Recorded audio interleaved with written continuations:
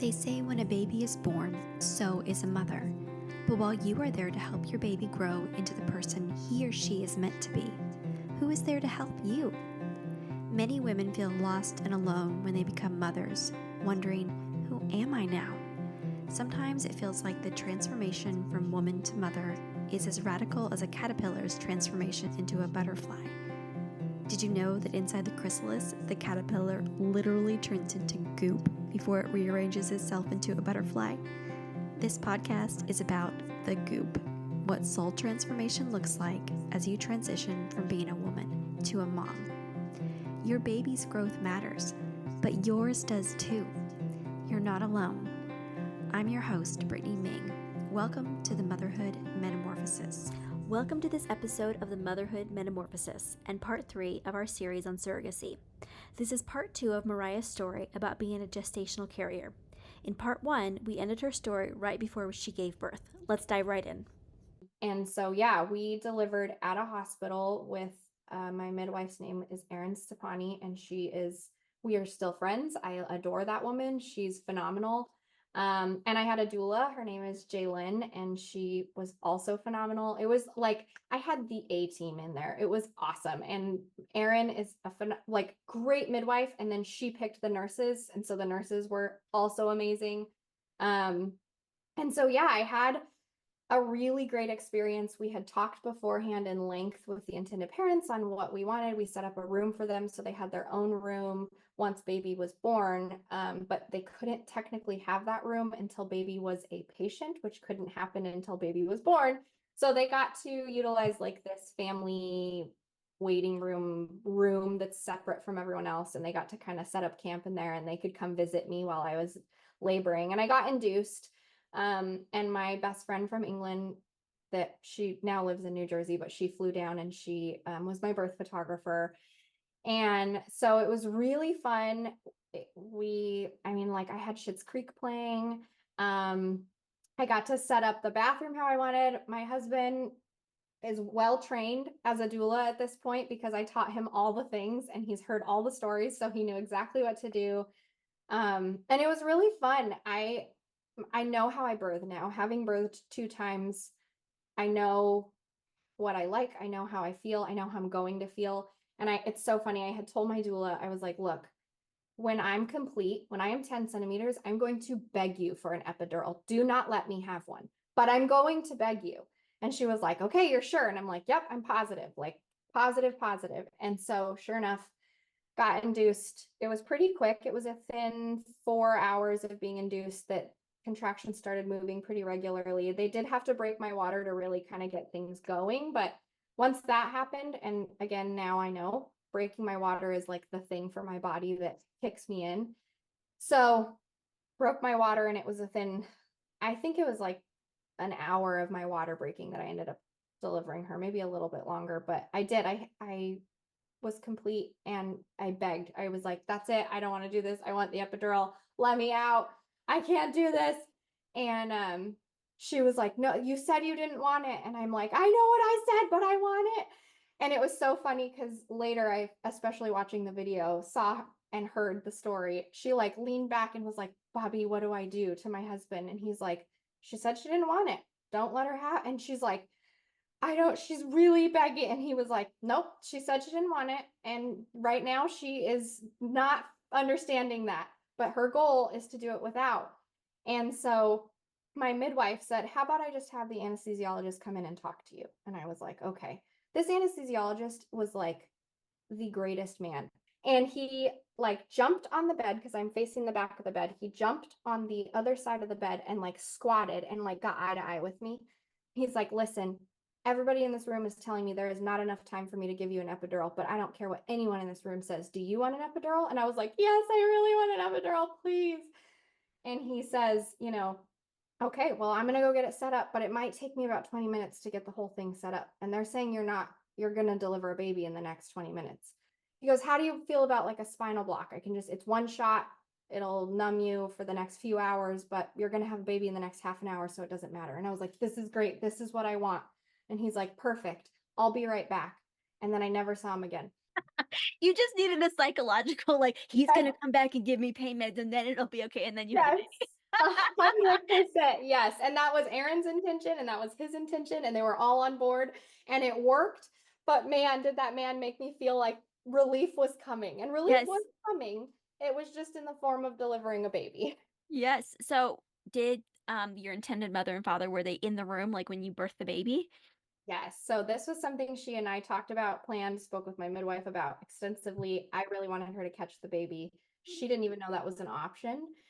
So when we discussed it, was super on board. And yeah, my birth video, actually I have it. I think it's on my Instagram, but she catches her baby, which was the most incredible, like symbolic just moment.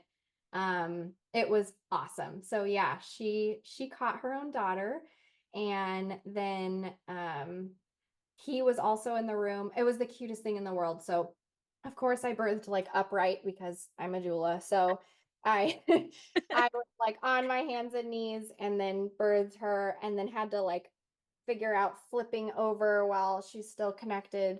And I lay down and I'll never forget, his name's Tyler. He was like looking at, because they, any dad, it's not until the baby's like there that they're like, oh, this is my, like you when you're pregnant, meh. But yeah, he's like looking at his daughter and he is like touching her. And then he runs up to my shoulder and he's like, thank you so much. Thank you so much. And then he like runs back down and looks at his daughter. And then he like runs back to me and he's like, thank you so much.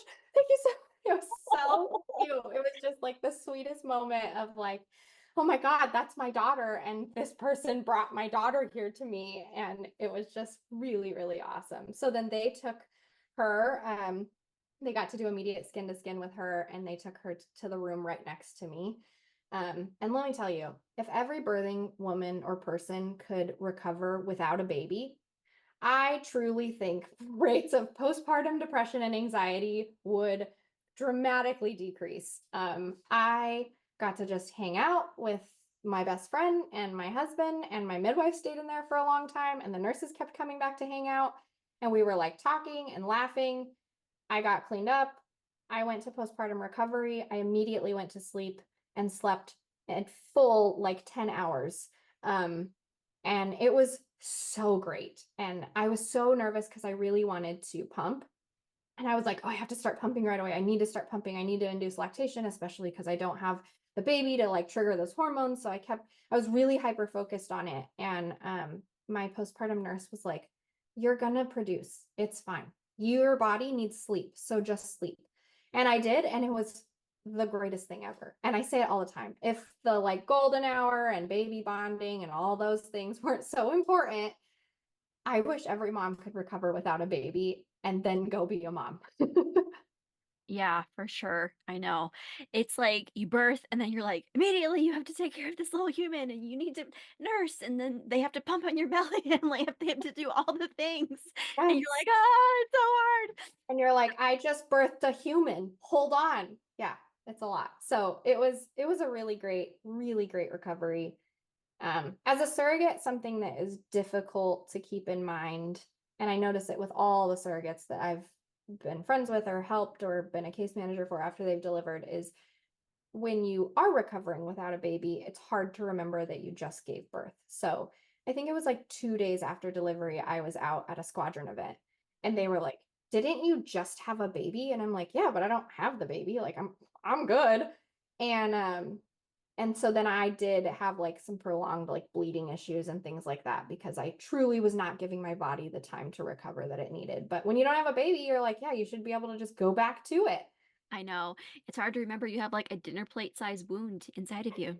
Yeah, literally. Yeah. And Yeah. I keep saying like my IV on my arm had like my vein blew, so it had like swollen up and it was pretty bruised. And my IV took like 2 weeks to heal. And I kept saying, like, oh, this is just my IV bruise. And not to mention the like unseen wounds of the insides of my body. So I kept having to remind myself, like, my IV still hasn't even healed. My body definitely has not healed. Yeah. How did it feel having a baby, and I know through the whole pregnancy, you were very much focused on like, this is their baby. I am giving them their baby. How did it feel afterwards to go through like all the like the hormone shifts and stuff like that when you don't have a baby in your arm? Because I know a lot of women are like, I can never do surrogacy because afterwards, like, I would feel bereft without a baby after I birthed it. How did that go for you? Yeah, I definitely had the postpartum weepies. Like I would just start crying for no reason. And I think from the outside, especially if you don't understand surrogacy or you don't understand kind of birth and postpartum, somebody might misconstrue that and think, oh, she's crying because she doesn't have the baby. And that was not the case for me at all. I was just crying because my body told me I needed to cry every 10 minutes. That was all. And so it was like I would start crying when my husband forgot to pass me something at the dinner table. I'd be like, why did you not think of me? And that's just postpartum hormones, period. Stop. Like that's it. And so I, and like you said, I'm very big on like, I always say I was giving them their baby back. They just let me hold on to it for a few months. I was just the oven. I was just cooking the bun. That's it. Was not my baby. I gave it back. I think something that I struggled with, and actually a lot of the surrogates that I've worked with through case management as well, is the dramatic decrease in communication that happens with intended parents once you deliver. Mm. Whenever you're pregnant, I mean, any parent can relate to this. Think about if you let somebody have your child for 9 months. You would want to know what they're doing, what they're eating, where they're going, who they're hanging out with, what time they go to bed. Like you would want to know all these things. Well, then you get your kid back. You're not talking to that babysitter anymore because it doesn't matter. They don't have your kid. And so that was something that like I created such a very close relationship with my intended mother, with my intended father, with her mom, like their whole family. And then they became new parents overnight, literally. And so all of a sudden they're in new parenthood and they're, staying up all night with her, trying to feed her, switching off, doing all those things. They don't have the time to sit there and foster this relationship that we had already created. Mm. And so I was like, like, hey, I miss you guys. I really had a it was just a transition. And then, we got to see them again. And when I got to see them, it was like, oh, okay, this relationship is still there. They do still, like, we are still friends. They're just in new parenthood. Mhm. And so I think it just took a little bit of time of realizing that that's what it was. And now we're still very close friends and we see them all the time. Every time we go back home and visit, we make time for them and have like a family dinner together. I talk to her often. Um, and so it's like going from having a best friend that you talk to literally every single day to not really talking to them that often. And so I think that was my biggest like emotional hardship that I faced.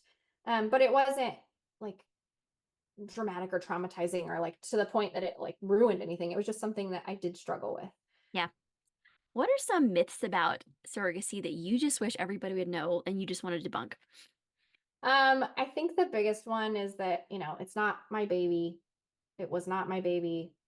Most of the time, almost all of the time, it is somebody else's genetics, whether that's the people you're caring for, whether it's a donor. There are cases of traditional surrogacy, and there are cases where people have struggled giving up the baby because they are actually signing over their child and their parental rights. It's not their child, I should rephrase that. They're signing over their rights to the child that they created because it is their genetics. So there are cases where that has happened and it's been emotionally difficult. A lot of people used to ask me like, what happens if you change your mind? Well, first of all, there are significant contracts in place. Like my contract was 49 pages long. Did You don't you did you have a lawyer that you worked with? Yeah, so each party gets their own attorney. And the intended parents have an attorney and the gestational carrier will also have an attorney, and they both represent each party respectively. So the attorneys will figure out the contracts and kind of advocate for you and make sure that you're protected in your it's called a gestational surrogacy agreement or a GSA. So yeah, even if the crazy, you know, myth that she decides she wants to keep the baby comes into, it doesn't matter. She is legally not entitled to that child and she cannot keep the baby even if she wanted to. But you do actually have to go through like extensive psychological checks for this. So you go through it's called a PAI assessment. You go through a psych eval with a licensed psychologist or, you know, therapist.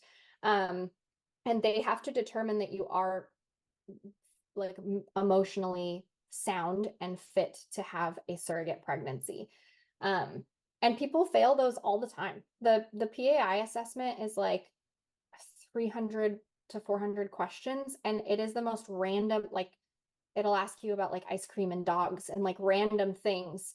And there's obviously a science behind it, but it will disqualify you if you are not in a place that you can carry a surrogate pregnancy. So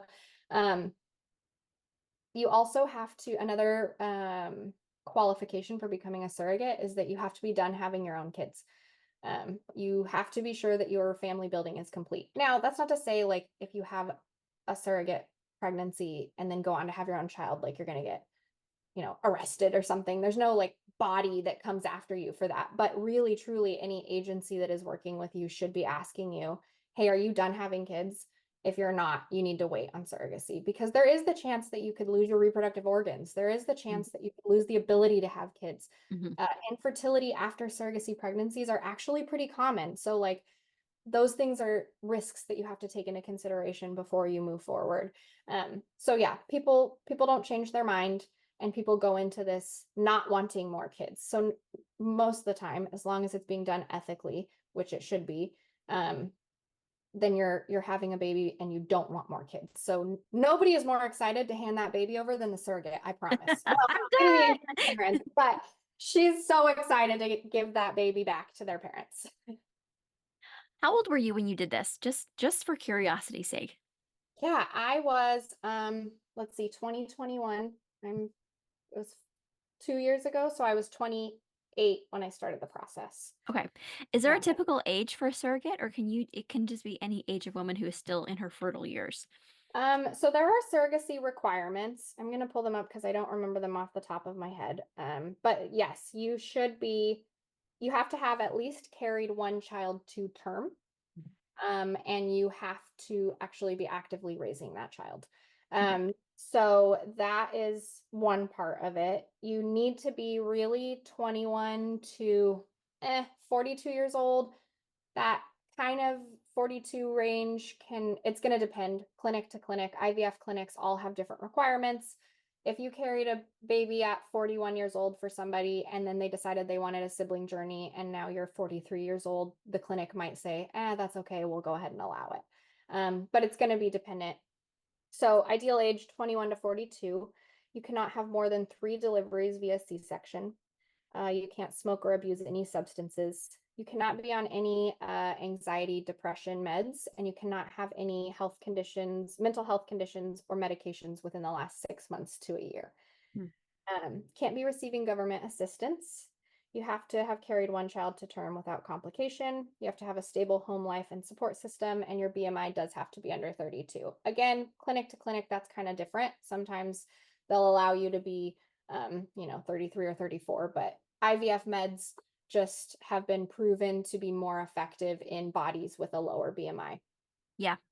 Um, so because you did this privately and you weren't Mhm. with the agency, that's what you ended up doing. You ended up doing Yeah. the private surrogacy. So was Mhm. it up to the intended parents to have you go through the psychological evaluation, to have you like, how did that work? Like, and finding the lawyers, like all these different things. It was all you gathering your own team around you to make this happen?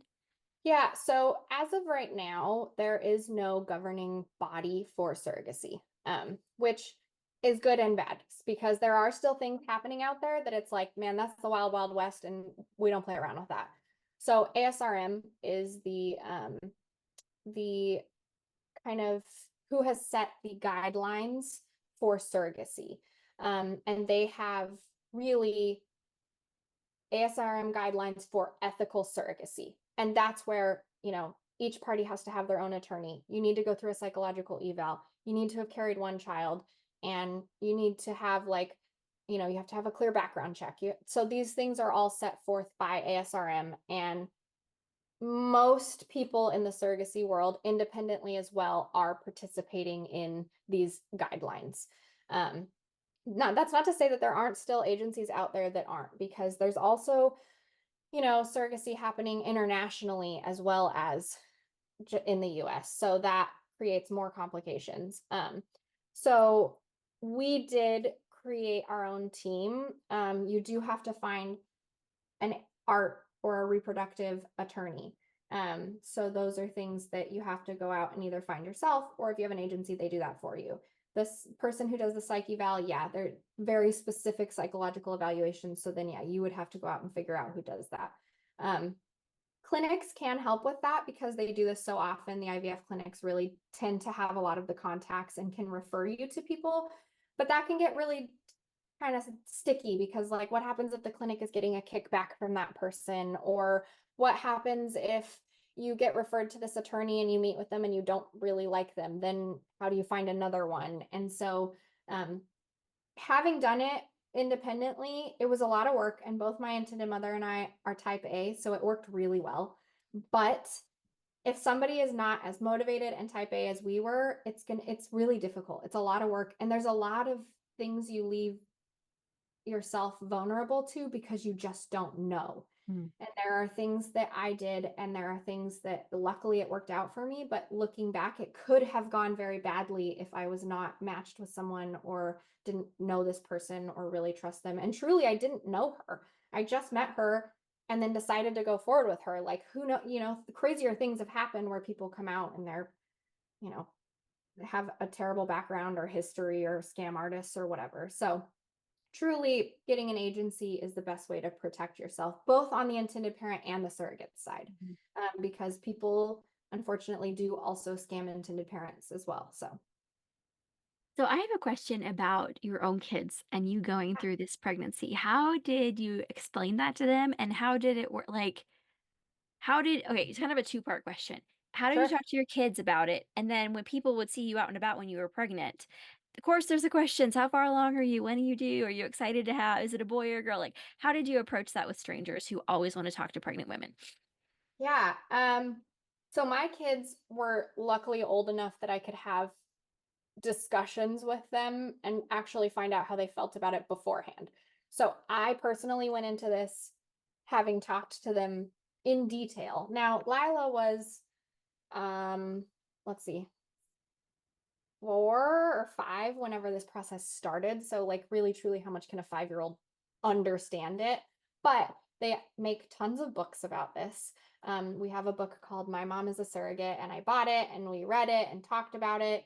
And I explained so many things to them, and my son really understood it.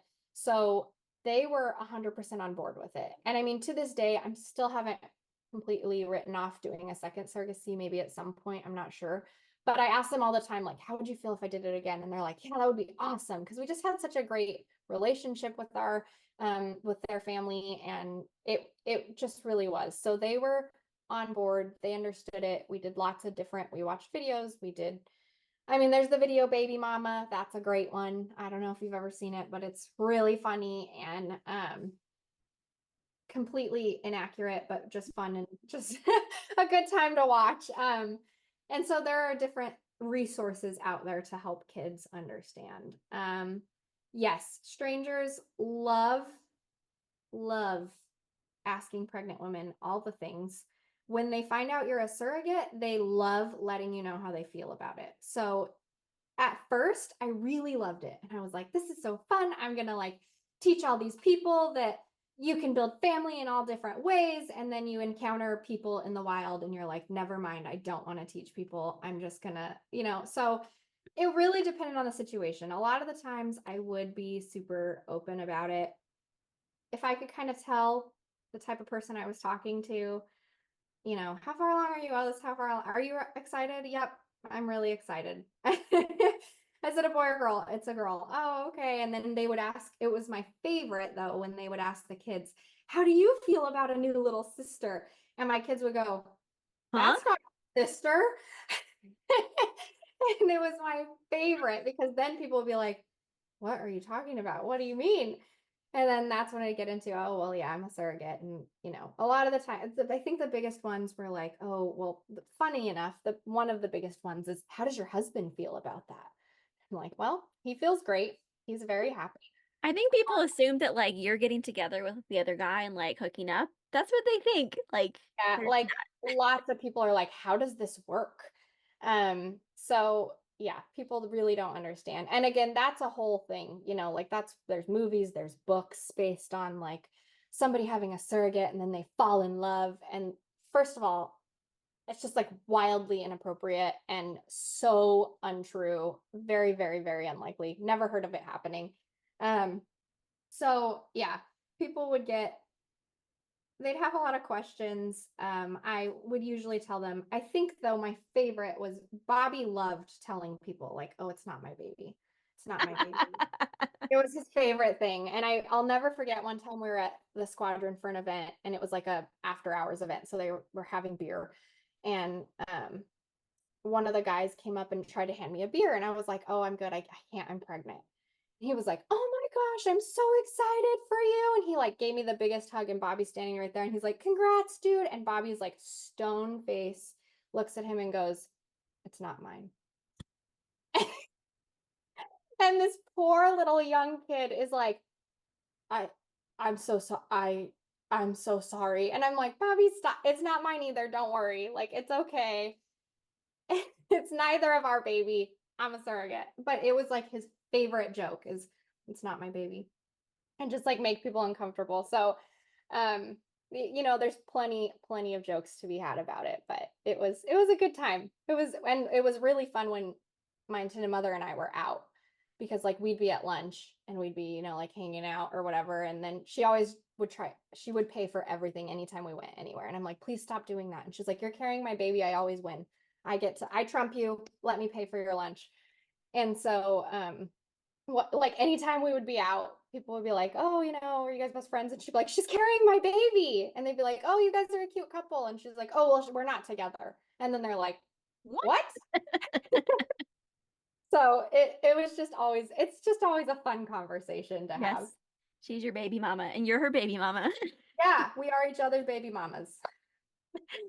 How do you think this has transformed you as a woman and a mom? And I know that's a huge question, but like if you can think of how this has grown you as a person and like in your motherhood and in your womanhood, what would you say? Yeah. I think after birthing my own children, I just like grew this major appreciation for women and our bodies. They're phenomenal. They're the coolest thing ever. I grew I think the entire time I was pregnant and going through this process, I said, science is so cool, probably 500 times. Science is so cool. Like it's so cool that we can do this.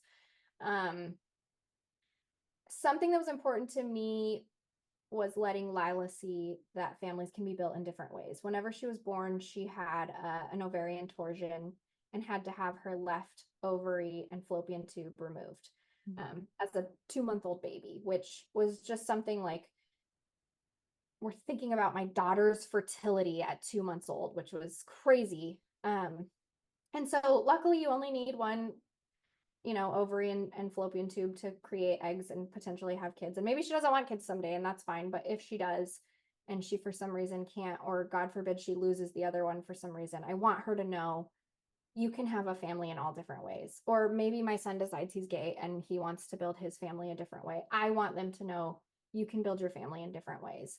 And I think just being like having your own kids is so cool. But this was the coolest, outside of having my own kids, this is the coolest thing I've ever done.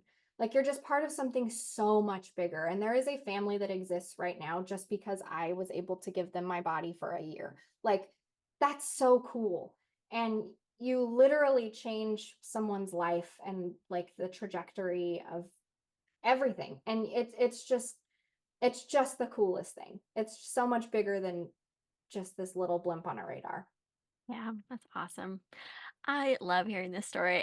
We've gone like this episode is gonna be way longer than normal because I'm just so curious about all of the things. So, Yeah. but I'm just so happy you came on and shared this. So I hope that people enjoy this. They'll like just be excited for anybody that they meet who is building their family through surrogacy or supportive of moms. Can you tell us what you do now? Like, what's your job? Like, what do you do with surrogacy now? Yeah, so I work for an agency. My agency is called Family Choice Surrogacy. They are the best. I just love them. We're a small surrogacy agency. And I'm a case manager, so I see people. We have a intake coordinator who brings them, who onboards our surrogates and does like their, you know, medical records collection and background information and just really all of the admin side of like bringing someone on and getting them ready. And then I see them from matching. So when they start getting ready to match, before they've matched with someone, I take them over and then I match them with an intended parent based on their preferences because you get to pick who you match with. Um, and then from matching all the way to delivery, postpartum, and beyond. So I see their journey through. I help them with legal. I help them with, there's so many things that are involved in this: escrow accounts, attorneys, psych evals. When you're pregnant, you have the IVF clinic, you have the OBGYN that you then have to go to, you have to figure out delivery. There's so many things. So having an agency to really guide you through that is so helpful, so important. And then if anything goes wrong, that's a huge part of where the agency really steps in. So That's so cool. And you have such invaluable experience having gone through this yourself. I'm sure that people, is that a common thing to have a surrogate become part of like the care team or the advocacy team? yes. So it's very, very difficult to break into this field. Very difficult. A lot of times surrogates become a surrogate and they're like, I don't know that I want to do this again, but I'm not done. Like, I want to do more. Let me do more. So they start trying to become a surrogate case manager, or it's very difficult. So I actually shifted my entire career goals. I was a doula. I wanted to be a nurse. I wanted to go on and be an L&D nurse and then eventually a midwife. After being a surrogate, I decided I want to stay in this field. So I started working for an insurance brokerage that does surrogacy insurance. They are the liaison between the insurance company and the surrogate. Because that's a whole other thing: is insurance is not always surrogacy friendly. TRICARE is not. Hmm. So it was a huge eye opener to like the logistics behind so many of these things. And it was great because I got my foot in the door. I got to work with a ton of agencies whenever I worked at this company. It's called Art Risk. And I got to become close friends with who I now consider my friend and mentor. Her name is Sarah, and she has been just like key in guiding me in this field and knowing where to go and land up and be. So I worked in insurance for about a year and then decided to pursue my degree in social work. And so then I actually graduate in December with my bachelor's degree, which as a Congratulations. military spouse, man, it is difficult to get through to a bachelor's degree because I have had to shift and change and pivot and recreate and start over so many times. So I graduate with my bachelor's. I go on for my master's starting in January. I'm going right into it. And I do eventually want to get into the mental health side of this field. But right now I love what I do. It's so much fun. It's so cool. It's a way to continue helping create families without maybe giving up my body. IVF is taxing on your body. So it's something that I'm not entirely sure I want to do again. And I also had a really, really good birth and delivery. And I'm like, do I want to chance not having it again? Yes. Do I want So to end on this high? Because you had such a good birth exactly. experience. Yeah. Yeah. So it's definitely something to consider. And I go back and forth. It depends on the day. If you ask me, I'm going to do it again because I think that's a huge question I get asked all the time. Are you going to do it again? Are you going to do Yeah. it again? And I mean, when you see surrogates that have done it 4 times, like it's amazing. And I think it's so cool. And I don't know. I'm not sure if I'm going to do it again. Yeah. Well, I'm excited to keep following your journey. I'm so proud of you. I'm so excited that you are finishing your degree. Like, that is huge because I know how hard this lifestyle is to like just keep your head above water and pursue your goals. It's so hard. So, Yeah. yeah. Yes, I'm Thank rooting you. for you. To end Thank our time, I just have a fun question. What are you doing to enjoy your life this week? Ooh, well, it's about to be Thanksgiving. So I'm really excited. We're doing a Thanksgiving with some friends that are moving. And so we're getting one last really big like hangout with them.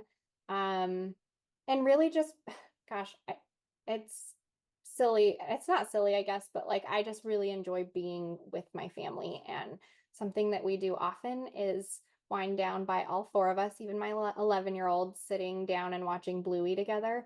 And we just love Bluey. And so we just sit down and we watch a couple Bluey episodes, and everybody feels the oxytocin and has the feel good feelings. And that's one of my favorite things. I love that. Bluey's on pretty much every day at our house. So, yes, I am a Best. huge fan of Bluey as well. So, well, The thank you, best. Mariah. I'm so just excited that you came on, and I cannot wait to share this episode. Amazing. Thank you, Brittany. I really appreciate it.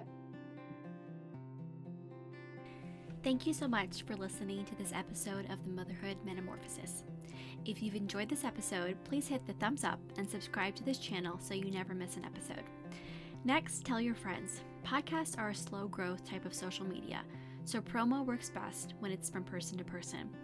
If you know another mom who's in the goop right now, send her a text of encouragement and the link to the episode that is speaking to your heart right now. If you have a story about your own matrescence, the physical, emotional, hormonal, and social transition that occurs when someone becomes a mother, please leave a comment below. I want this channel to be a place where women can build community about the challenges and joys of their own motherhood metamorphosis. Thank you so much for listening today. I hope it encouraged you and gave you some good food for thought. If you ever have any questions, comments, or you'd like to reach out to me personally, you can email me at brittanyaming@gmail.com.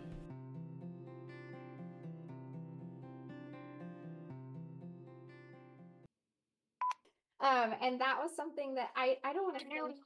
I'm so sorry. It's time to pick up my daughter. Oh, do you need to go? No, I don't. She's Okay.